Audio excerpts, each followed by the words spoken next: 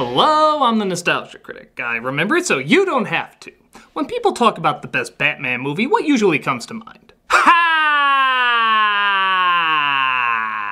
But seriously, Dark Knight, Batman 89, and yeah, usually just those two. But when it comes to the best representation of Batman as a whole, there's one that everybody always overlooks. The animated one. Now, I'm not talking about the animated series or the dozens of DVD releases. I'm talking about the hand-drawn theatrical release that didn't do well at the box office, but more and more people are discovering every year. That is Batman, Mask of the Phantasm.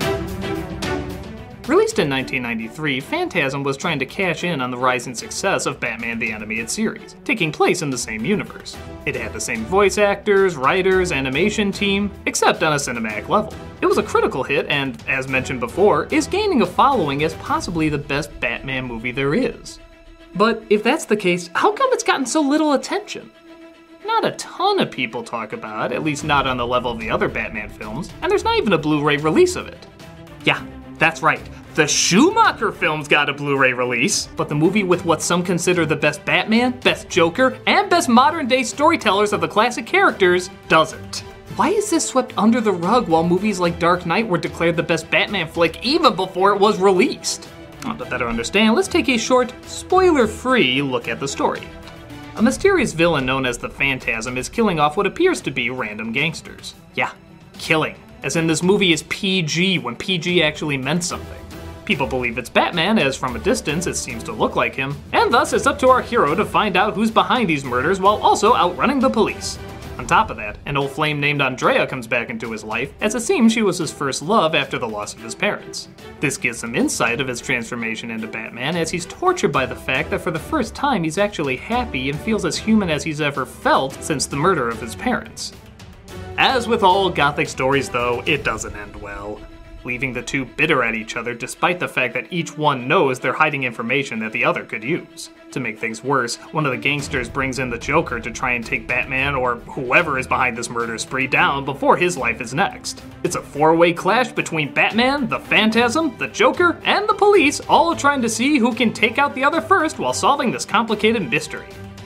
Sounds promising, but what makes it particularly special in comparison to the other Batman movies? And on top of that, what separates it from just being an extended episode of the animated series? First of all, the budget is certainly higher. As wonderful as the animation was on the TV show, you can tell there's a lot more focus and effort on this project. The characters look more solid and three-dimensional, but still lend themselves to exaggerated designs allowing for greater expressions. They also stay true to their form as well. At this time, every animated film was putting CG everywhere. It was new and looked cool, but sometimes they put it in places where it didn't belong. This movie knew the technology at the time wouldn't look good with their Art Deco style, so they just used it for the opening credits, which adds a little something different but doesn't distract from anything. If they tried to have Batman and the Phantasm fight in an animated city, it would look a lot like the animated Spider-Man cartoon at the time. Just kind of awkward and phony. This film knew to keep to its roots and stay hand-drawn. And much like the show, it doesn't shy away from its dark style, with harsh shadows, grim colors, and a lot of enjoyable light work.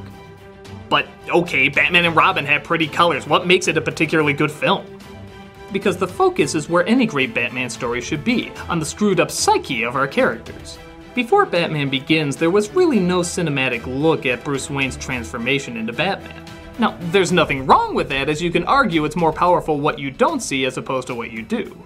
But this is one that goes into an element that's never really been explored. Bruce Wayne, if he found happiness. The death of his parents is so strong with him that even when he finds love, he feels guilty. He pleads on their tombstones forgiveness, like being happy is some sort of crime. All he's known is loss, so when he finally finds something, it throws him off, and he doesn't know how to react to it. Please. I need it to be different now. I know I made a promise, but I didn't see this coming. I didn't count on being happy. It's a pretty damn good psychological analysis without being, well, literal psychological analysis. See, their morals, they're only as good as the world allows them to be. Yes, you took a psych class, shut up. Well, that's all great for Bruce Wayne, but what about Batman, the character everybody wants to see? Well, the advantage of this movie is that while it is a continuation of the show, you can catch on even if you haven't watched it.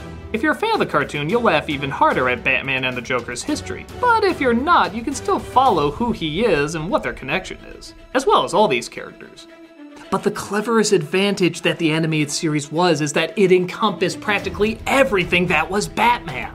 From the comics to the Burton movies to even a little bit of the Adam West show, it was a hodgepodge of everything the character has been in the past. Everybody could recognize something from a version of Batman they grew up with. But it also somehow still managed to be its own unique entity as well, even creating new characters that have now become regulars in the lore. The movie works in the same way. It works as a dark journey into a character's psyche, but it also works as comic book camp. It has serious discussions and tough questions, but it also has death traps and rocket packs. It's not ashamed to be a comic book movie, as so many films were for a while. Kids can enjoy the jokes and fight scenes, but they also have a lot of harsh adult moments too, including some pretty intense violent imagery. Like I said, they earned that PG rating. There's a lot of gruesome deaths in this cartoon that was originally meant for kids, as well as a lot of bleeding. And you feel every impact. I always grab my arm every time I see this scene. Ah! Something you may notice a lot of the Batman movies miss is the art of the mystery. Batman is said to be the world's greatest detective, but there's very few mysteries to solve in the films. At least, none that the audience can figure out too. This is a legitimately good mystery, with clues, twists, and turns. There's even a clever curveball thrown in if you check the credits after the film and see who did the Phantasm's voice. I can't give it away without revealing the Phantasm's identity, but let's just say it's a very subtle touch to play with your deduction a little more. With that said, there's also a lot of mystery that's not revealed. I feel like the past couple of films with Batman have been showing too much of how everybody does everything. But part of the fun is, again, it's a comic book, and there's a fun mystery to how characters pull things off in comics. We never figure out how the Phantasm disappears and reappears in that puff of smoke, but we know it has to be an illusion similar to how Batman sneaks away when nobody is looking. The same with the Joker and how well-timed his death traps are, translated very well into the cinematic universe. It's also suspenseful. There's a chase scene between Batman and a SWAT team that gets pretty intense. It just beats him down further and further until he's totally exposed. I can't recall so many people getting so close to seeing who Batman is. It's pretty damn heart-pounding. While it does big scenes like that well, it also does a great job at the little touches. Like there's a scene where one of Bruce's ex-girlfriends is about to hand his ass to him while he's flirting with other women. But see if you notice a little foreshadowing in this scene. What about the I word? The I word? Engagement. I'd watch out for Brucey if I were you girls. Did you hear that? That little glass breaking? Clearly it's not hers as she's about to, well, throw it in his face, but it's clearly a little touch signaling that something bad is gonna happen. Something is uncomfortable, something is just a little off. Little touches like that are all over the place, even to the reveal of certain people's identities. And they just make the experience all the more engaging when you watch it both the first or second time. And speaking of sound, everyone always glorifies the music in the Batman movies, and rightfully so. Once again, the music here is amazing. The late Shirley Walker, who did the music for the animated series, adds a size and weight to this that makes the epicness leap off the screen. Her music was already great, but now with the budget they had, she was able to bring a gigantic choir in, complementing the gothic scope that Batman deserves. Just try listening to this without getting chills.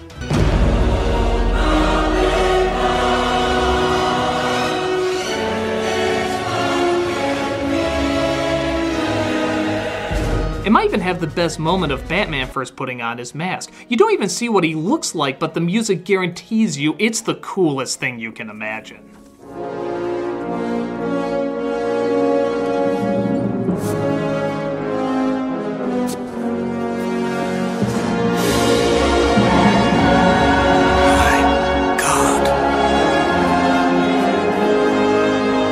It also helps create what many consider the biggest Joker laugh ever. Again, without giving too much away, it's the climax of the movie, everybody is bloodied and beaten up, and they just find out the entire place is about to blow. Everyone thinks their number is up and there's no way out as explosions burst into the air, fire consumes the sky, anarchy and chaos is everywhere, a choir in Latin is screaming into the night, and the Joker lets out what could possibly be his last laugh. It's as epic as you could possibly get.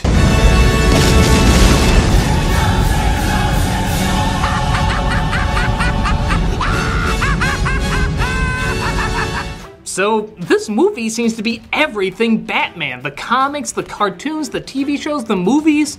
So how come it doesn't get more attention? Well, there's a few theories. One is the marketing wasn't very good.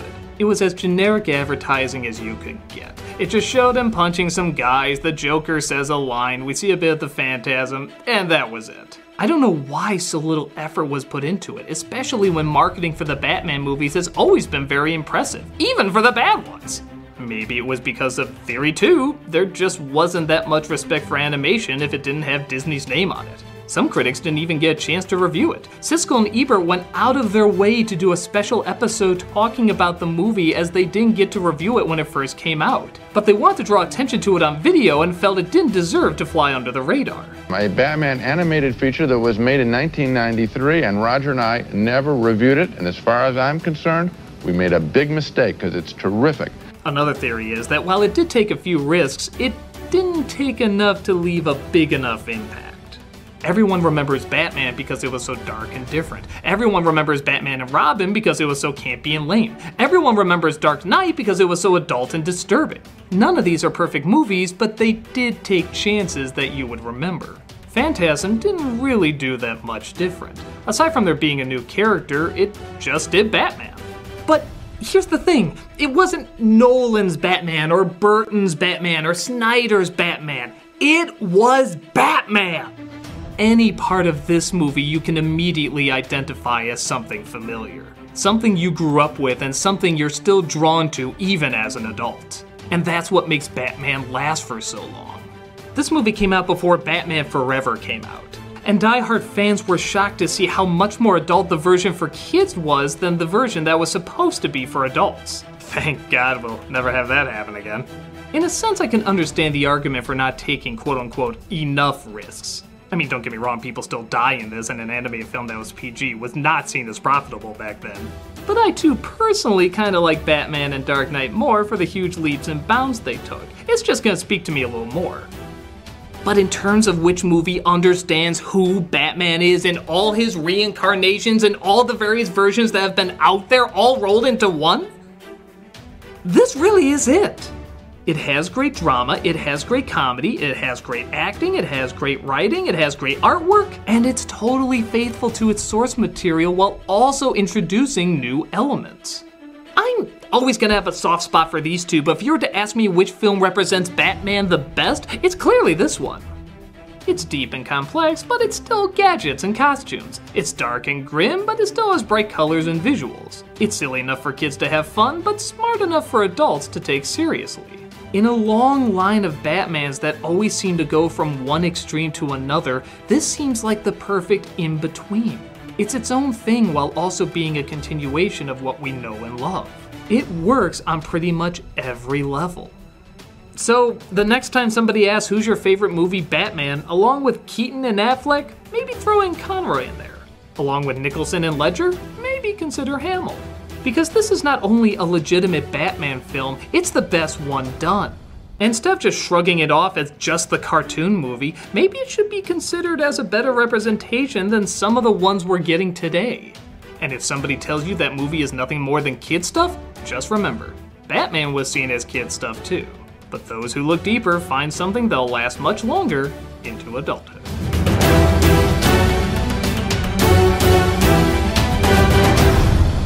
I'm a nostalgia critic, I remember it so you don't have to. Coming next week, it's old versus new of Cinderella, live action versus animated. But you can see it now under Vessel's ad-free early access. Just $3 a month to see tons of people's videos early, as well as a bunch of other extra features. Check it out and get the early scoop.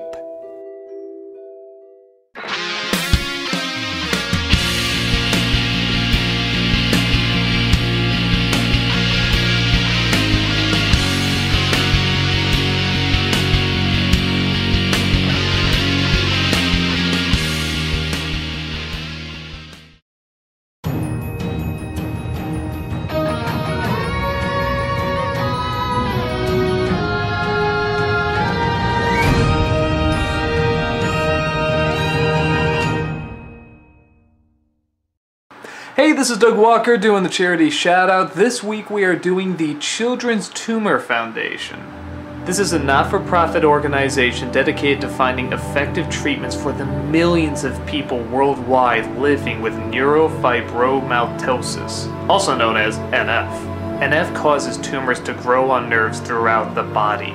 This can lead to blindness, bone abnormalities, cancer, deafness, learning disabilities, and an incredible amount of pain. NF affects 1 in every 3,000 people. The Children's Tumor Foundation funds critical research into finding a cure as well as better ways to treat it. In addition to benefiting those who live with NF, this research is shedding new light on several forms of cancer, brain tumors, and learning disabilities. There's even an NF Awareness Month, where people run marathons and just overall spread the word about what a terrible disease this is.